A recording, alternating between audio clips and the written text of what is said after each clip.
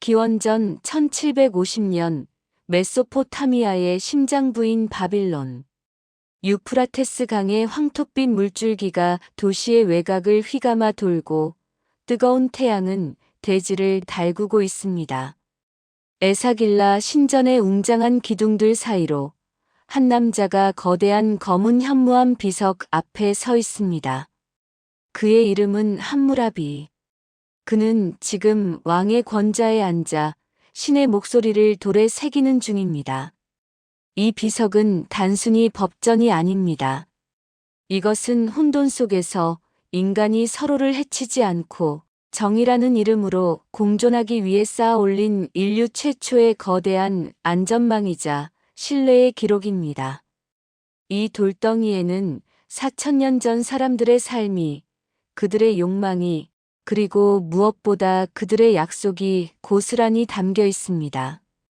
우리는 오늘 이 거대한 역사의 현장으로 돌아가 그들이 왜 돌에 글자를 새겨야 했는지, 그 차가운 돌이 어떻게 뜨거운 인간의 삶을 지탱했는지 살펴보려 합니다. 우리는 흔히 눈에는 눈, 이에는 이라는 문구를 들으면 가장 먼저 잔인한 보복을 떠올립니다.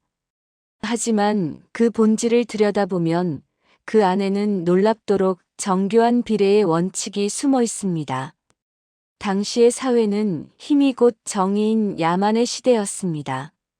누군가 내 눈을 다치게 했다면 그 부족을 몰살시켜도 누구 하나 뭐라 하지 않던 시절이었죠.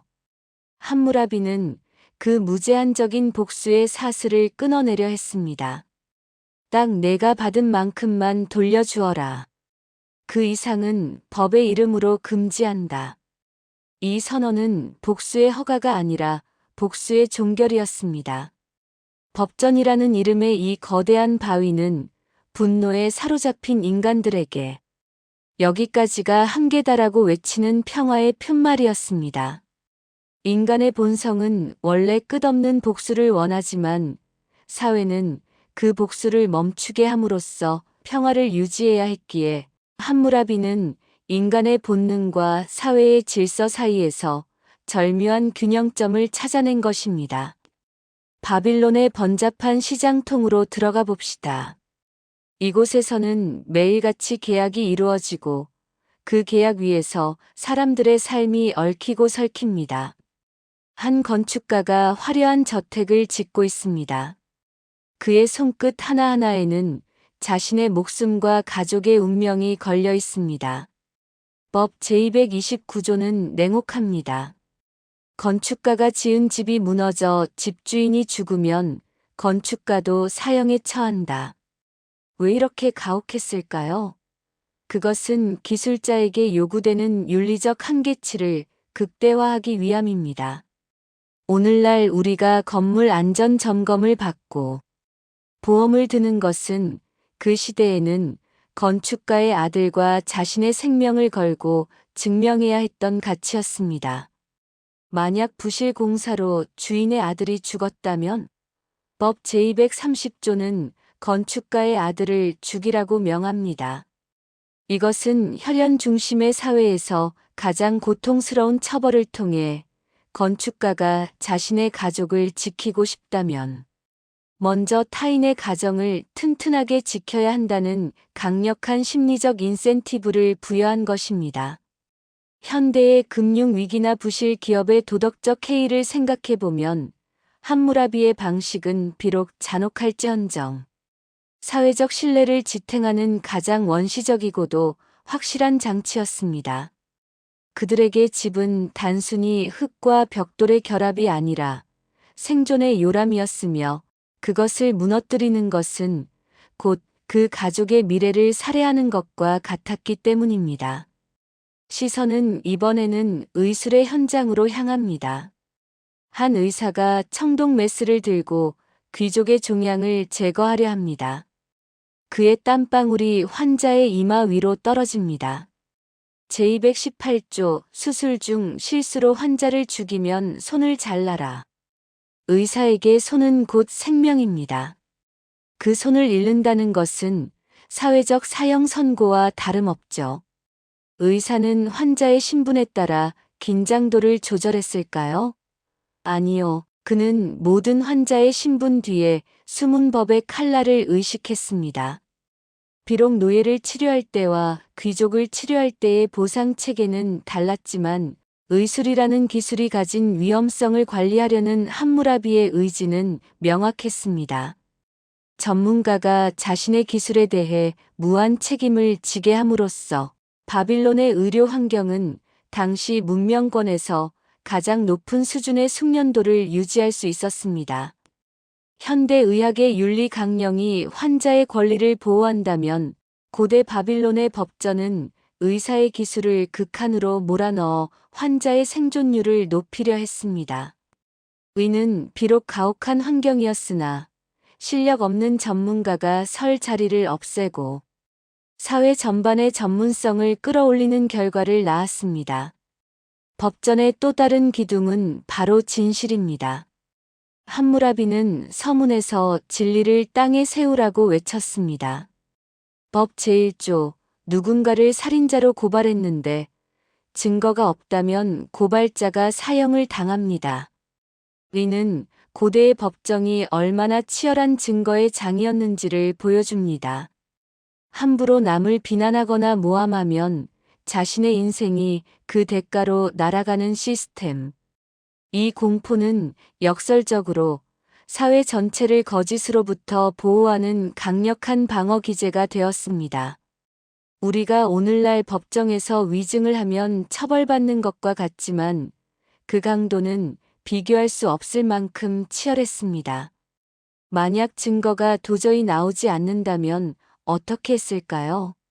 법 제2조 강의 실현이 등장합니다.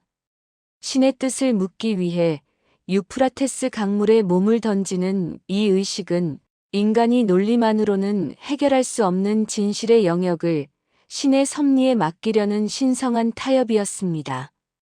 강물에서 살아나온 자는 신이 증명한 무죄자이며 가라앉은 자는 죄인이었습니다.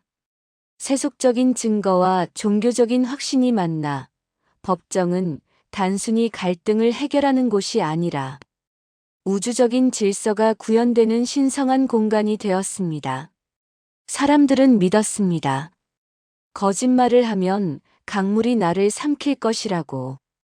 이 신념이야말로 진실을 향한 가장 강력한 사회적 통제였습니다. 상업법의 영역으로 들어가면 함무라비의 정의는 더욱 세밀하고 일상적인 형태로 나타납니다. 제108조 맥주에 물을 타서 양을 속인 여관 주인은 강에 던져집니다.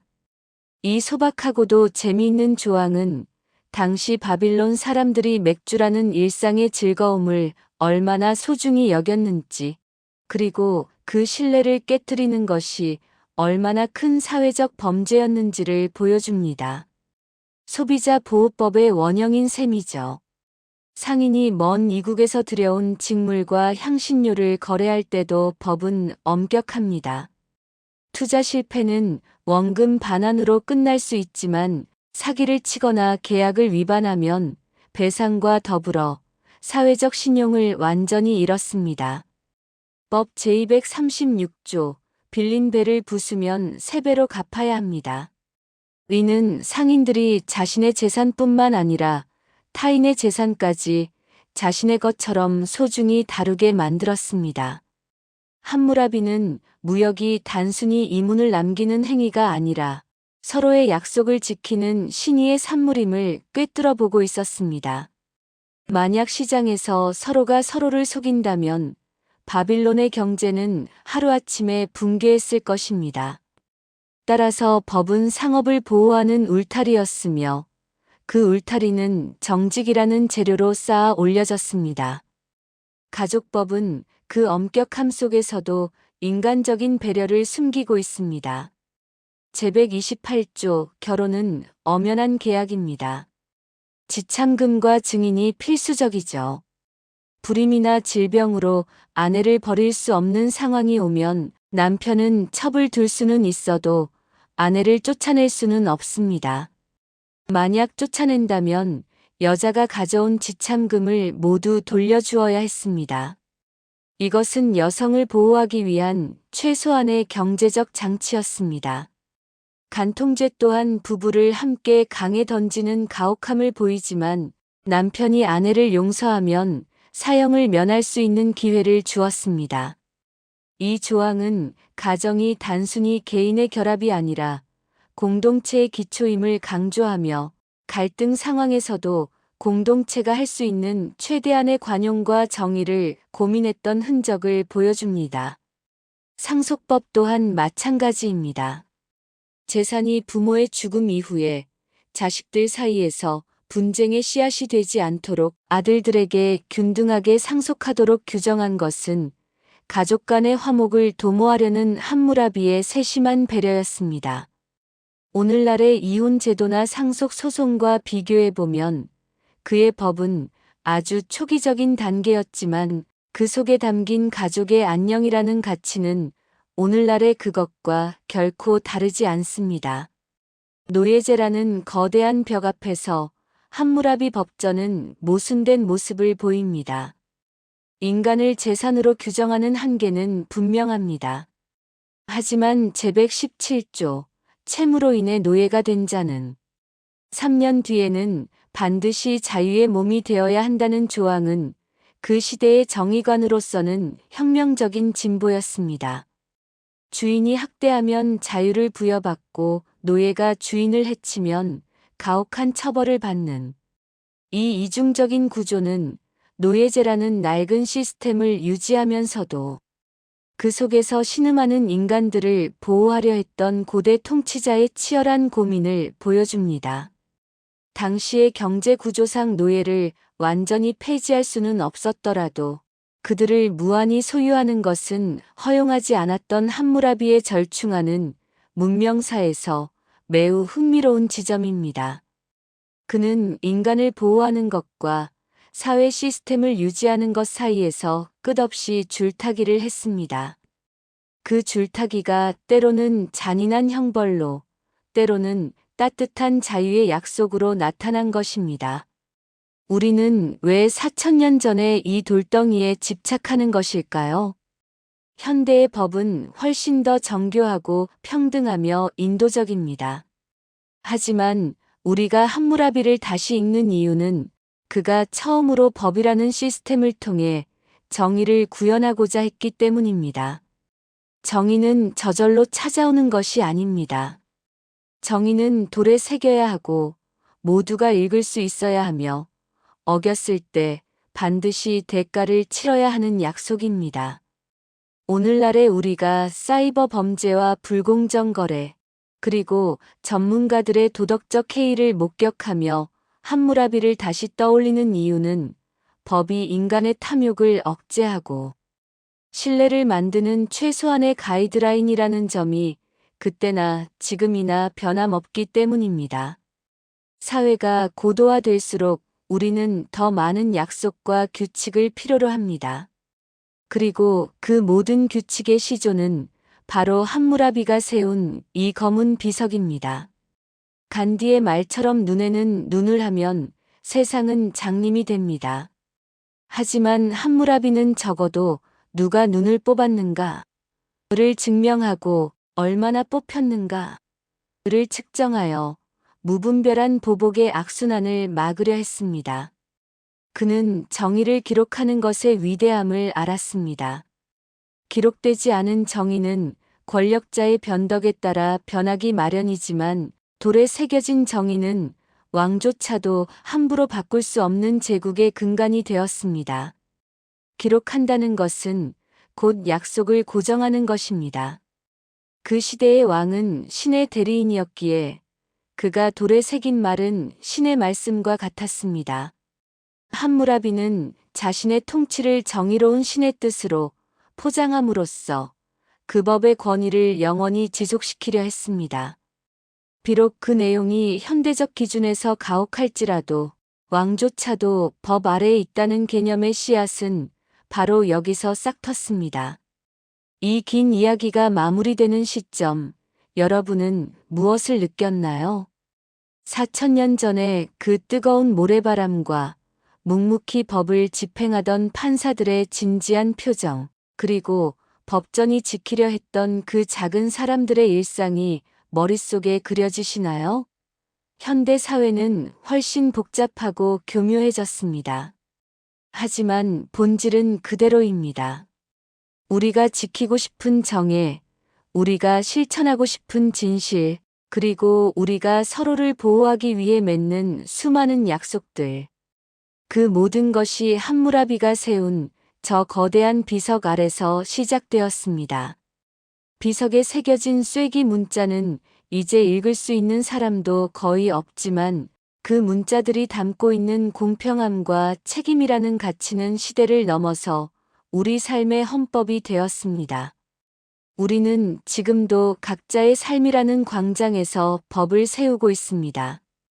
우리의 정직함이 곧 법이고 우리의 배려가 곧 질서입니다. 여러분이 매일 맺는 수많은 관계 속에서 그리고 여러분이 스스로에게 다짐하는 수많은 약속 속에서 함무라비의 정신은 살아 숨쉬고 있습니다. 정의는 단순히 누군가를 처벌하는 것이 아니라 우리가 함께 더 나은 내일로 나아가기 위해 스스로 정한 최소한의 규칙입니다. 그 규칙을 지키는 것은 때로는 고통스럽고 때로는 많은 것을 희생해야 할지 모릅니다. 하지만 그 덕분에 우리는 서로를 믿고 자신의 일에 매진하며 가족과 함께 미래를 꿈꿀 수 있습니다. 함무라비가 꿈꾸던 바빌론은 완벽한 낙원이 아니었습니다. 그곳에서도 누군가는 훔치고 누군가는 거짓말하며 누군가는 억울한 죽음을 맞이했습니다. 그러나 법전이 있었기에 그들은 절망하는 대신 비석 앞에 서서 억울함을 호소할 수 있었습니다. 왕이 자신의 억울함을 외면하지 못하도록 그는 법전을 통해 왕에게도 정의를 집행할 의무를 부여했습니다. 이것이 함무라비가 제국을 통치한 방식이었고 그것이 우리가 법을 존중해야 하는 이유입니다. 바빌론의 그 비석은 지금 루브르 박물관의 차가운 전시실에 놓여 있습니다. 하지만 그것이 전하는 온기는 여전히 뜨겁습니다. 정의는 당신의 손에 달려 있다. 당신이 얼마나 정직한가에 따라 이 사회의 무게가 결정된다. 함무라비가 던지는 이 메시지는 시대를 초월해 우리에게 묻습니다. 당신은 오늘 무엇을 정의라고 부르십니까? 그 질문에 대한 답이 곧 여러분의 삶입니다. 이 세상에 존재하는 모든 법전의 시작은 결국 나와 너의 관계라는 작은 지점에서 시작되었습니다. 우리가 서로를 어떻게 대하는가에 따라 세상은 바뀝니다. 그 변화의 시작점이 바로 여러분이 되길 바랍니다. 함무라비가 비석을 세우며 보았던 그 평화로운 바빌론의 미래를 오늘 우리가 현실로 만들어 갑시다. 정의는 멀리 있지 않습니다. 우리가 서로를 존중하고 약속을 지키며 자신의 일에 책임을 다하는 바로 그 순간 정의는 우리 곁에 살아 숨쉽니다. 함무라비의 법전은 단순히 고대의 유물이 아니라 인간 문명이 걸어온 가장 치열한 고민의 흔적입니다. 우리가 살고 있는 이 복잡하고 어지러운 세상에서 때로는 기준을 잃어버릴 때가 있습니다. 무엇이 옳은지, 누가 진실을 말하는지 알 수 없는 혼란 속에서 우리는 다시 한번 저 4000년 전의 검은 비석을 떠올려야 합니다. 그곳에는 비록 투박하고 가혹한 문자들이 새겨져 있을지라도 그 안에는 인간이 인간과 더불어 살기 위해 찾아낸 최소한의 예의와 질서가 담겨 있기 때문입니다. 여러분이 오늘 이 긴 이야기를 듣고 느낀 정의의 무게가 앞으로 살아갈 여러분의 삶에서 어떤 선택을 내릴 때마다 작은 등불이 되어주길 기대합니다. 정의는 멈추지 않습니다.